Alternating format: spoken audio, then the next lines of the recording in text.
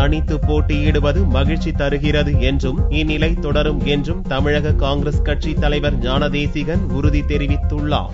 தமிழக காங்கிரஸ் கட்சி தலைவர் ஞானதேசிகன் கட்சி வேட்பாளர்களை ஆதரித்து தென் மாவட்டங்களில் பிரச்சாரம் துவக்கியுள்ளார். மதுரையில் பிரச்சாரத்திற்கு வந்தவர் செவ்வாயன்று இரவு செய்தியாளர்களை சந்தித்தார். தனித்து போட்டியிடுவது சுதந்திரமானது என்றும் இந்நிலை தொடரும் என்றும் ஞானதேசிகன் தெரிவித்தார். 2016 காங்கிரஸ் கட்சி தனித்துதான் போட்டியிட வேண்டும் என்று 100% கண்டிப்பாக நான் வலியுறுத்தேன்.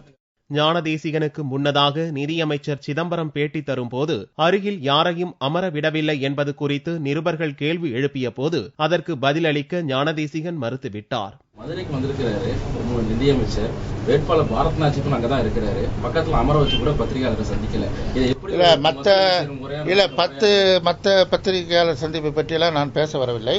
நான் சந்திக்கிறதுக்கு அரசியல் ரீதியா கேள்வி கேட்டால் நான் பதில் சொல்றேன். இச்சந்திப்பின் போது மதுரை காங்கிரஸ் வேட்பாளர் பரத் நாச்சியப்பன், முன்னாள் MP ராம்பாபு உள்ளிட்டோர் உடன் இருந்தனர்.